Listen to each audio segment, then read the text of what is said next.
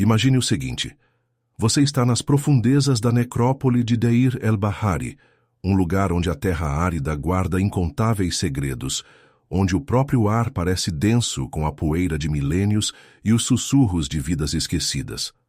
A luz da sua lanterna luta contra a escuridão opressora de uma tumba conhecida apenas como DB320, um esconderijo não de um único faraó, mas um refúgio desesperado para dezenas de múmias reais, apressadamente sepultadas para protegê-las de implacáveis ladrões de tumbas. O ar é frio, úmido, carregando o cheiro de resina antiga, linho e algo mais, um leve travo metálico, como sangue velho, aderindo teimosamente às sombras. À medida que seu feixe varre os caixões empilhados e sudários, um arrepio que nada tem a ver com a temperatura sobe pela sua espinha. Você passa pelos rostos serenos e régios de faraós, como Seti I e Ramessés II, suas feições cuidadosamente preservadas, projetadas para uma eternidade de paz. Mas então, sua luz recai sobre um caixão de madeira específico, modesto, que se destaca em sua simplicidade, sua falta de grandeza. Você afasta o linho esfarrapado que o cobre e a visão que o saúda rasga o silêncio solene da tumba, como um grito súbito e lancinante.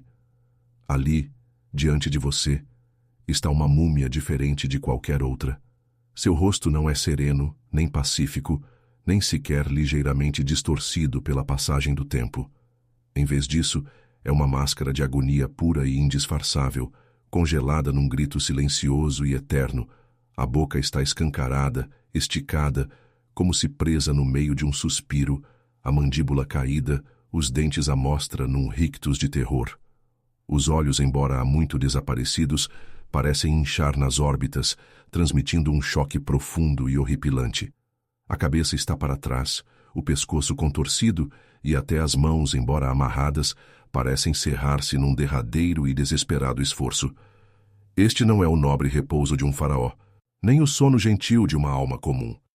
Este é o rosto de um homem que morreu num tormento inimaginável e cujo sofrimento foi deliberadamente preservado para toda a eternidade. Envolvida não em linho fino, mas numa pele de carneiro áspera e não tingida, um material considerado ritualisticamente impuro pelos antigos egípcios, esta múmia, mais tarde chamada de Homem Desconhecido ou de forma mais arrepiante, a múmia que grita, é uma questão profunda gravada na carne e nos ossos. Que terror profundo, que traição derradeira, que crueldade indizível poderia gravar tal semblante no rosto do morto, preservando não a paz, mas um eco eterno de desespero. Para compreender este horror, este testemunho silencioso de um terror ancestral, devemos rebobinar a grande tapeçaria do tempo, viajando mais de 3 milênios para uma civilização obcecada com a morte, não como um fim, mas como uma transição crucial para uma vida eterna. Para os antigos egípcios, a vida na Terra era meramente um prelúdio, um momento fugaz antes que a verdadeira existência começasse no campo de juncos, um paraíso espelhando o seu fértil vale do Nilo. Esta não era uma crença casual, era a própria base da sua sociedade, da sua arte, da sua arquitetura e dos seus rituais elaborados. Cada aspecto da sua existência estava direcionado para garantir uma jornada bem-sucedida através do perigoso submundo e para a bem-aventurança eterna. O conceito de Ma'at, ordem cósmica e justiça, governava a sua compreensão do universo. Viver de acordo com Ma'at era garantir a harmonia, tanto nesta vida quanto na próxima. Transgredi-la, imagine o egípcio médio, um agricultor a cultivar o solo negro e rico às margens do Nilo, ou um artesão a moldar barro numa oficina movimentada. As suas vidas eram regidas pelos ritmos da inundação, do nascer e pôr do sol, e da presença constante dos seus deuses. Trabalhavam arduamente, amavam as suas famílias e esperavam uma vida após a morte pacífica. Acreditavam que o seu Ka, a sua força vital, e o seu Ba, a sua personalidade e alma, se reuniriam com o seu corpo mumificado após a morte, permitindo-lhes atravessar o submundo e emergir renovados. Um enterro adequado não era meramente tradição. Era uma necessidade absoluta para esta sobrevivência espiritual. Envolvia embalsamamento meticuloso, invólucro em linho fino, recitação de feitiços sagrados e a colocação de amuletos protetores. Mesmo o egípcio mais pobre aspirava a alguma forma de mumificação, uma esperança desesperada de uma chance de eternidade. Para os faraós, os deuses vivos na terra, esta busca pela imortalidade atingiu proporções épicas, manifestadas em pirâmides colossais, túmulos elaborados escavados na rocha e vasta riqueza dedicada a garantir a sua passagem e assegurar a prosperidade contínua do seu povo a partir da vida após a morte. Não eram apenas governantes, eram os mediadores entre a humanidade e o divino, sendo o seu bem-estar eterno crucial para a própria sobrevivência do Egito. É dentro deste profundo sistema de crenças, onde a morte era meramente uma porta e uma passagem adequada era primordial, que o verdadeiro horror da múmia que grita começa a coalescer. A nossa história leva-nos ao reinado de Ramessés III, um dos últimos grandes faraós do novo império, um governante poderoso que defendeu com sucesso o Egito de invasores e inaugurou uma era de relativa prosperidade. Ele era reverenciado, uma encarnação viva de Maat. No entanto, mesmo um faraó rodeado de imenso poder e autoridade ainda era um homem suscetível às tramas insidiosas que fervilhavam nas sombras da corte real.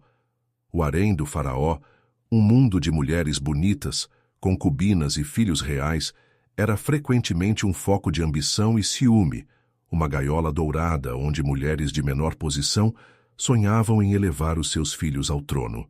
Foi aqui, entre as sedas luxuosas e os perfumes fragrantes, que uma semente venenosa de traição começou a brotar, uma semente que acabaria por levar ao destino agonizante do homem desconhecido.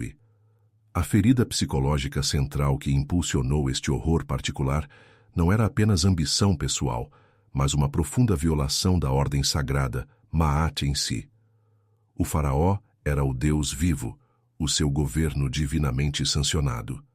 Desafiá-lo não era meramente traição, era um ato de rebelião cósmica, uma tentativa de mergulhar o Egito no caos, no esfete. A punição para tal ato, portanto, tinha de ser igualmente cósmica, não apenas pondo fim a uma vida, mas aniquilando uma alma, garantindo a danação eterna. No coração desta conspiração estava a rainha Tie, uma esposa secundária de Ramessés III, uma mulher cuja ambição pelo seu filho, o príncipe Pentauer, a roía como uma fera faminta. Pentauer, embora filho real, não era o herdeiro designado. Essa honra pertencia a Ramessés IV, nascido da grande esposa real. Tie, impulsionada por uma poderosa mistura de devoção materna e fome política, não podia tolerar essa injustiça percebida. Ela vislumbrava o seu filho no trono, empunhando o imenso poder do Egito, e estava disposta a quebrar os próprios alicerces. No coração desta conspiração estava a rainha Tie, uma esposa secundária de Ramessés III, uma mulher cuja ambição pelo seu filho, o príncipe Pentauer, a roía como uma fera faminta. Pentauer, embora filho real, não era o herdeiro designado. Essa honra pertencia a Ramessés IV, nascido da grande esposa real. Tie, impulsionada por uma poderosa mistura de devoção materna e fome política, não podia tolerar essa injustiça percebida.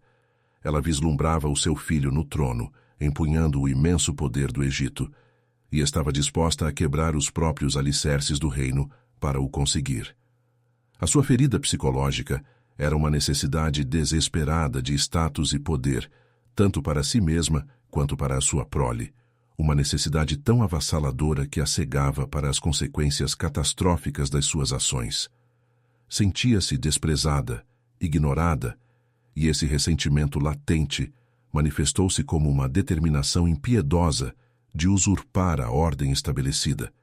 Pentauer, seu filho, era provavelmente um jovem apanhado na teia das maquinações da sua mãe, talvez seduzido pelo encanto do poder supremo, ou talvez simplesmente demasiado fraco para resistir à sua formidável influência. A sua ferida, então, era uma ambição herdada ou uma trágica falta de agência, uma suscetibilidade aos sussurros sombrios da sua mãe. Juntos, começaram a tecer uma intrincada teia de engano e conspiração, atraindo numerosos oficiais, servos do palácio e até alguns membros da Guarda Real. Usaram as suas posições, prometeram recompensas e exploraram queixas, construindo lentamente uma rede de lealistas dispostos a desafiar a autoridade divina do faraó. Mas isso nem era o pior. A sua trama envolvia não apenas manobras políticas, mas algo muito mais sinistro: magia negra. O Antigo Egito, apesar de toda a sua sofisticação, era profundamente supersticioso. A magia era uma força real e potente, usada para curar, proteger e, por vezes, para o mal. Tie e os seus conspiradores procuraram feiticeiros, obtendo figurinhas de cera do faraó e dos seus oficiais leais, destinadas a serem amaldiçoadas e destruídas, para enfraquecer a vontade do faraó e incapacitar os seus protetores. Acreditavam que estes rituais sombrios abririam o caminho para a ascensão de Pentauer, contornando a ordem natural, dobrando o cosmos à sua vontade. Esta reviravolta verdadeiramente bizarra revela a profundidade do seu desespero e a extensão da sua crença em forças além do mundano. Estavam dispostos a empregar artes proibidas, sabendo perfeitamente as repercussões espirituais caso fossem descobertos. O plano foi meticulosamente elaborado, cronometrado para coincidir com a bela Festa do Vale, um grande festival onde o faraó deixaria a segurança do seu palácio para participar em procissões e cerimônias religiosas. Esta era a sua janela de oportunidade, um momento de vulnerabilidade. Os conspiradores pretendiam assassinar Ramessés III, depois tomar o controle do palácio e anunciar Pentauer como o novo faraó. Os riscos eram impossivelmente altos. O fracasso significava não apenas a morte, mas um esquecimento espiritual que ecoaria pela eternidade. Mas havia um detalhe aterrorizante que todos tinham ignorado, ou talvez subestimado. O círculo íntimo do faraó, os seus lealistas, estava vigilante. Uma trama de tamanha magnitude envolvendo tantos indivíduos era incrivelmente difícil de manter em segredo. Sussurros começaram a circular, sinais súbitos de deslealdade foram notados e, eventualmente, a conspiração foi descoberta. O momento exato da sua revelação, frustrado nos seus desígnios maiores, pode ter conseguido tirar-lhe a vida. Conseguiu assegurar que a justiça, no sentido egípcio antigo, seria aplicada. Um tribunal especial de 12 juízes, escolhidos entre as mais altas patentes da sociedade, foi nomeado para investigar e proferir o julgamento. O seu mandato era claro: restaurar a Ma'at, punir os transgressores e garantir que tal ato de rebelião cósmica nunca mais ameaçaria a estabilidade do Egito.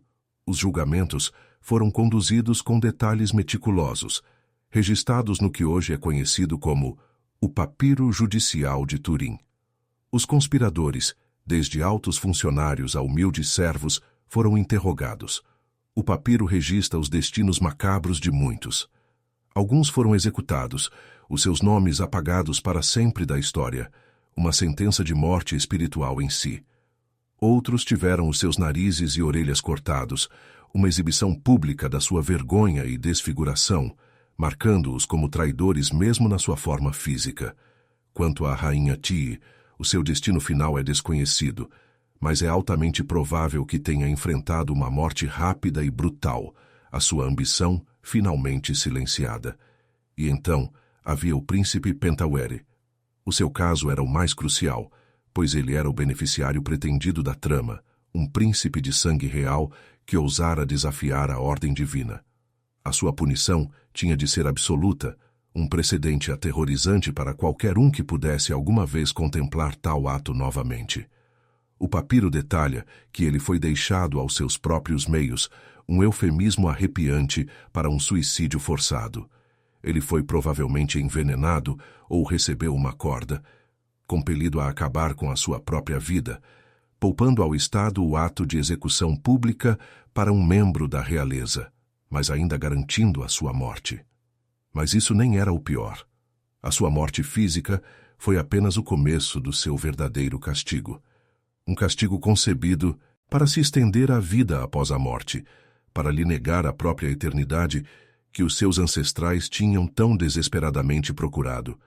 Este único erro, este único ato de traição, custar-lhe-ia tudo, não apenas a sua vida, mas a sua própria alma, o processo de mumificação, um ritual sagrado que se estendia por 70 dias, era uma arte meticulosa projetada para preservar o corpo como um vaso para o Ka e o Ba. Envolvia evisceração cuidadosa, secagem com sais de natrão, unção com óleos preciosos e envolvimento em centenas de metros de linho fino, cada camada imbuída de feitiços protetores. Para Pentawere, tudo isso foi negado. O seu corpo não foi tratado com a reverência concedida, nem mesmo ao egípcio mais humilde. Em vez disso, foi submetido a uma profanação deliberada, um profundo ato de aniquilação espiritual. Os embalsamadores, seguindo ordens estritas, realizaram apenas uma preservação superficial, o suficiente para evitar que o corpo se decompusesse completamente, mas certamente não o suficiente para uma passagem bem-sucedida para a vida após a morte. Ele não foi envolvido no linho fino e branco dos abençoados, mas numa pele de carneiro áspera e não tingida, um material considerado ritualisticamente impuro, associado a atos profanos e às forças do caos. Esta foi uma declaração deliberada, uma marca de vergonha e danação eternas. A evidência visual da sua múmia fala volumes sobre este destino deliberado e agonizante. O seu rosto contorcido, congelado naquele grito, um símbolo, destinava-se a repelir literalmente os deuses, a impedir que o seu Ka e Ba reconhecessem o seu corpo, negando-lhe assim a oportunidade de renascer no campo de juncos. Ele foi condenado a vaguear pelo submundo eternamente, faminto, sedento, perdido e esquecido, a sua existência espiritual completamente destruída. Este foi o horror derradeiro, muito pior do que qualquer morte física. E aqui é onde a história toma uma reviravolta verdadeiramente bizarra. O próprio ato da sua mumificação, ou melhor, da sua antimumificação, foi uma mensagem arrepiante, um aviso congelado no tempo, concebido para ecoar através das eras. Desafie o faraó, desafie Maat, e a sua alma será obliterada. O de Pentawere não foi o único enterro incomum ou horripilante. Embora a múmia que grita se destaque em seu terror visceral, outras múmias e tumbas incomuns iluminam ainda mais os medos profundos e as realidades brutais do Antigo Egito. Há a mulher desconhecida e, encontrada ao lado de Pentawere, cuja identidade ainda é debatida, mas que é amplamente considerada a própria rainha Tie, ou outra conspiradora de alta patente. Sua múmia também mostra sinais de uma morte incomum e talvez violenta, seu corpo contorcido, a língua protuberante, sugerindo estrangulamento. Seu rosto, como o de Pentawere, é uma máscara de sofrimento, embora menos dramaticamente preservado. Tais descobertas nos lembram que a conspiração do harém não foi um incidente isolado, mas uma trama generalizada e as punições foram igualmente abrangentes. Para além do caso específico da conspiração do harém, o mundo das antigas tumbas egípcias estava repleto de outros horrores. O roubo de tumbas era uma ameaça persistente e devastadora. Apesar dos elaborados projetos de tumbas, entradas escondidas e das mais formidáveis maldições, a promessa de imensa riqueza revelou-se demasiado tentadora para indivíduos desesperados. Os faraós, nas suas tentativas desesperadas de garantir o seu descanso eterno, recorreram a armadilhas cada vez mais complexas e a engenhosos designs arquitetônicos, embora poucos fossem verdadeiramente eficazes contra saqueadores determinados. As maldições inscritas nas paredes das tumbas não eram meras advertências poéticas. Acreditava-se que eram defesas espirituais ativas. Invocavam a ira dos deuses, prometendo desfiguração, doença e sofrimento eterno para aqueles que ousassem perturbar os mortos. Para um povo profundamente supersticioso, estas maldições eram terrivelmente reais. Imagine o medo de um ladrão de tumbas, a abrir uma parede de tumba, sabendo que a cada golpe arriscava convidar uma retribuição espiritual horrível e invisível que poderia persegui-lo na sua própria vida após a morte.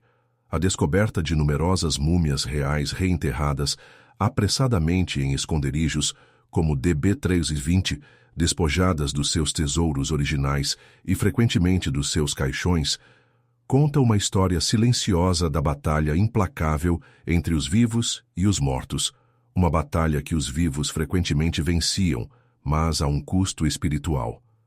Às vezes, os horrores não eram sobre punição ou proteção, mas sobre acidentes ou desespero. Múmias foram encontradas em posições estranhas e contorcidas, sugerindo colapso, enterro apressado, ou mesmo terem sido enterradas vivas em tempos de fome ou social ou ritualística. Cada descoberta é uma janela para uma civilização que levava as suas crenças sobre a morte e a vida após a morte com uma seriedade absoluta e aterrorizante. O medo do caos, o desejo de ordem e a crença inabalável nas consequências espirituais das ações terrenas permeavam todos os aspectos da sua existência, estendendo-se até os próprios métodos de mumificação e enterro. O esforço a que se dedicaram, tanto para alcançar a felicidade eterna quanto para negá-la aos seus inimigos, é um testemunho dos profundos impulsionadores psicológicos em jogo. A imagem da múmia que grita de Pentawere, portanto, não é meramente uma curiosidade arqueológica. É o clímax trágico de uma história mergulhada em ambição, traição e no brutal exercício do poder. O seu grito eterno é um eco silencioso do momento em que a sua vida, e mais importante, a sua alma, lhe foi arrancada. Os cientistas e arqueólogos que o encontraram pela primeira vez no final do século XIX ficaram chocados, depois intrigados. Foi preciso o avanço da forense moderna e da análise de DNA séculos após a sua morte para finalmente juntar a narrativa completa e horripilante. O teste de DNA em 2012 confirmou que o homem desconhecido era de facto filho de Ramessés III, validando a teoria há muito defendida de que este era o malfadado príncipe Pentawere. A evidência física, combinada com os papiros antigos, pintou um quadro completo de uma família real fraturada pela ambição, uma conspiração que ameaçou desvendar a própria estrutura da sociedade egípcia e uma punição concebida para ser a mais aterrorizante concebível. Não apenas a morte, mas a danação eterna.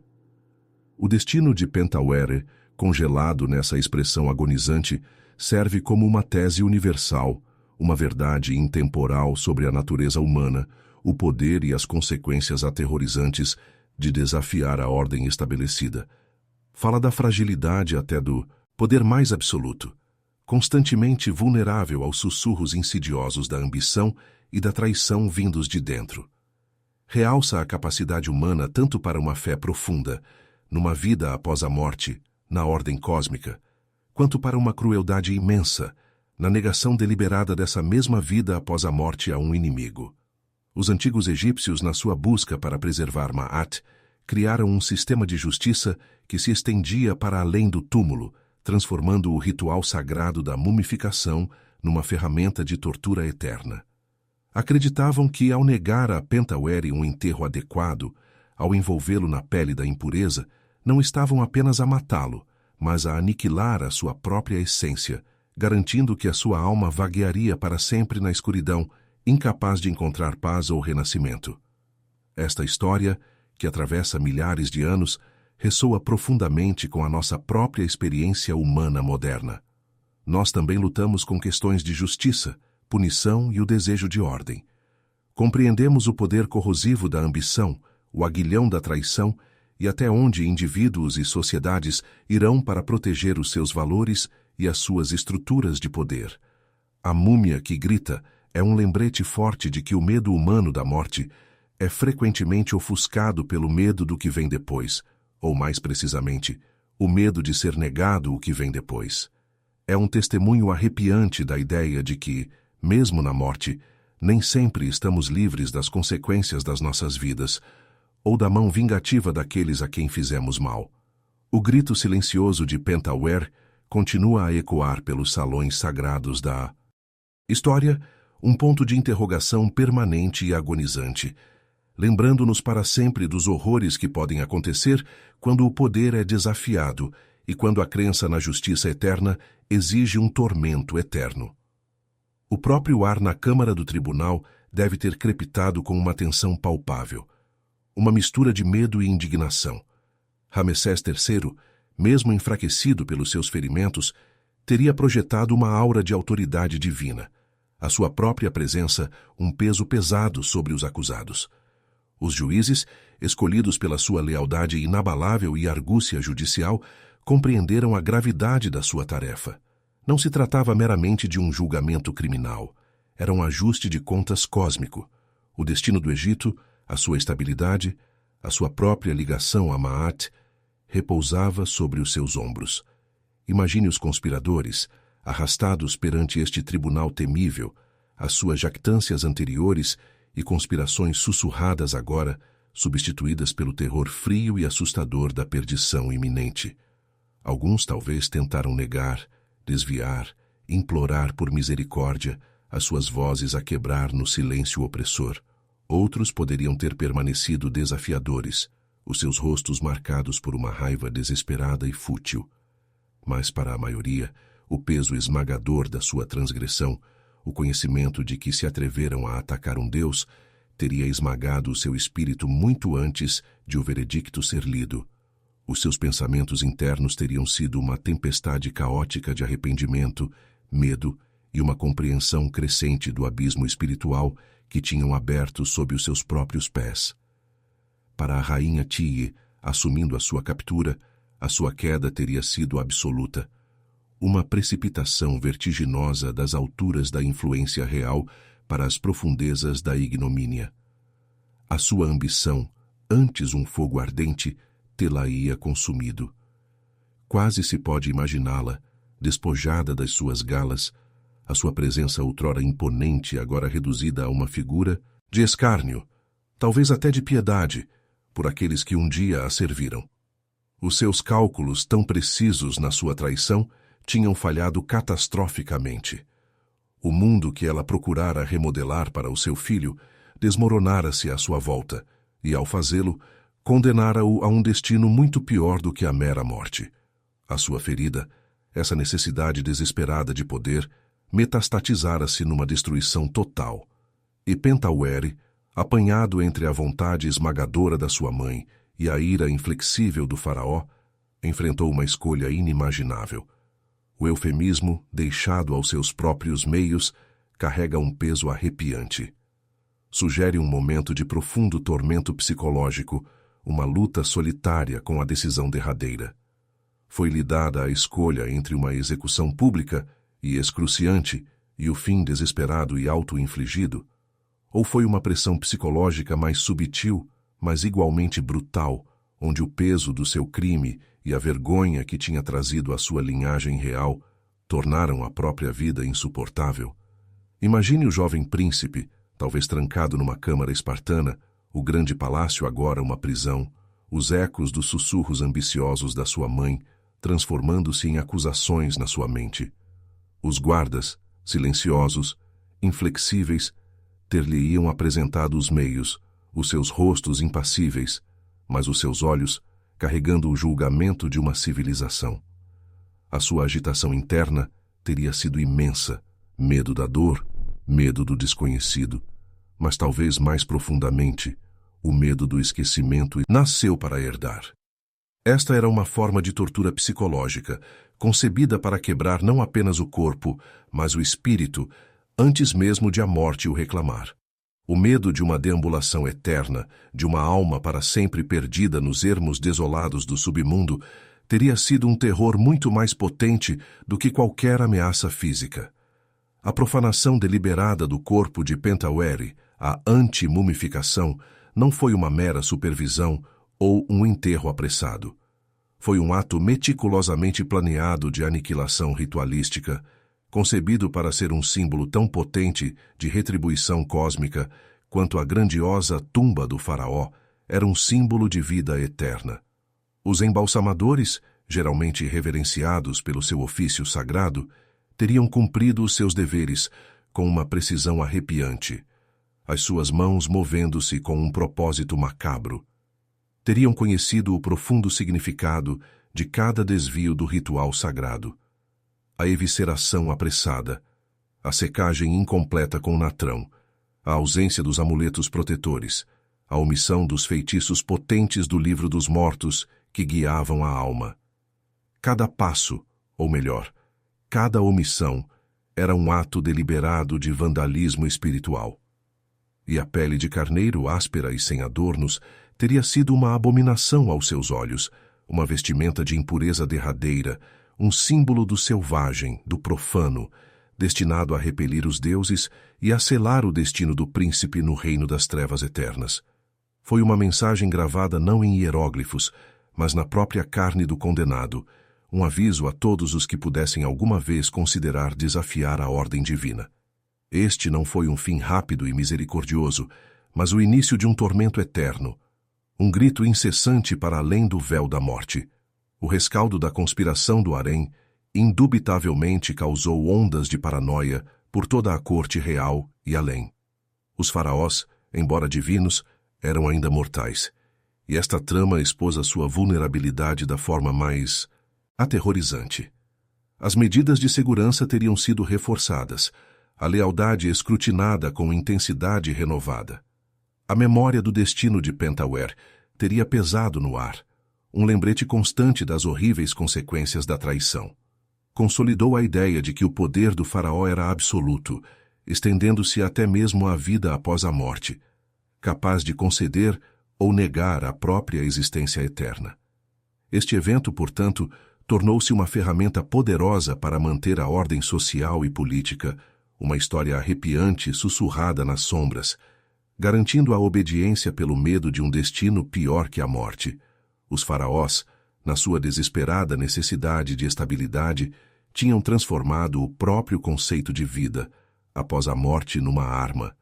E esta instrumentalização não se limitou aos inimigos políticos. A ameaça constante de ladrões de tumbas, mencionada anteriormente, fala de outra camada de horror que assolava os antigos egípcios. Para os faraós e nobres, garantir o seu local de descanso eterno era um empreendimento vitalício, custando imensos recursos e planeamento meticuloso. Imagine os construtores de tumbas, artesãos e trabalhadores habilidosos, a labutar durante anos, por vezes décadas, para escavar tumbas monumentais no desolado vale do imperturbável.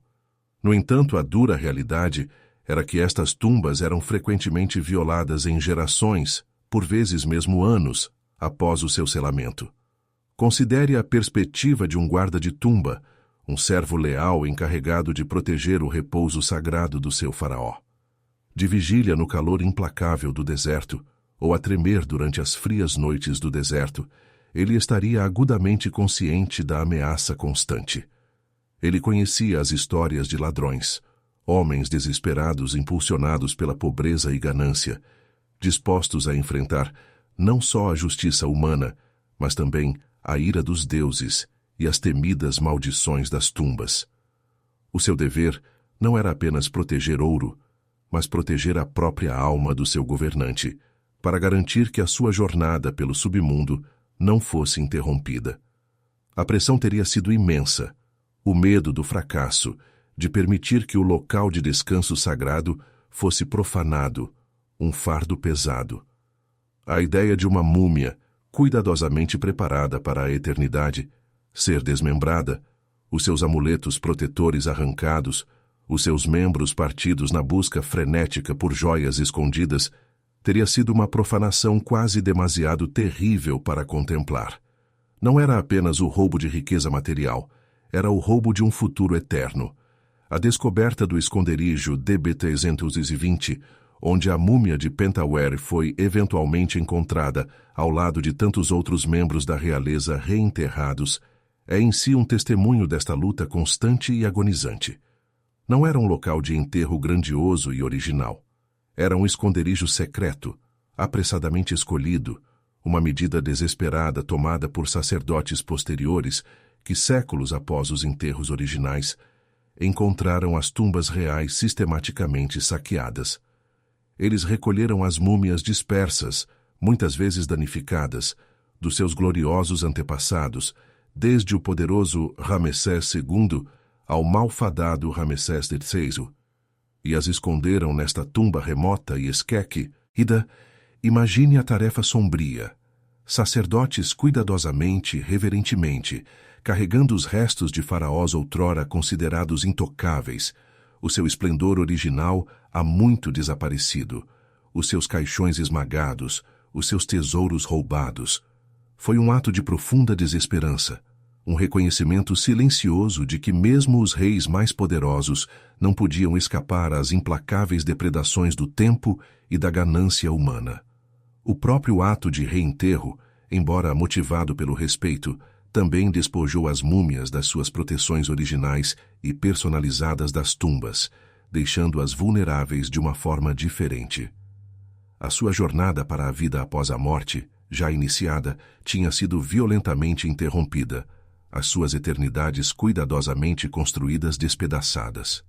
A múmia, que grita, este homem desconhecido e representa, portanto, um monumento a todo o espectro das ansiedades do Antigo Egito, o medo da traição interna, o medo da profanação externa e o derradeiro e profundo medo da aniquilação espiritual. É um lembrete arrepiante de que, mesmo numa civilização tão obcecada com a morte e a vida após a morte, os maiores horrores frequentemente não provinham do desconhecido, mas do próprio coração humano, a sua capacidade de ambição, ciúme e o brutal exercício do poder. O seu grito eterno ressoa não apenas com o terror dos seus momentos finais, mas com o desespero de uma alma condenada, um legado apagado e uma eternidade negada.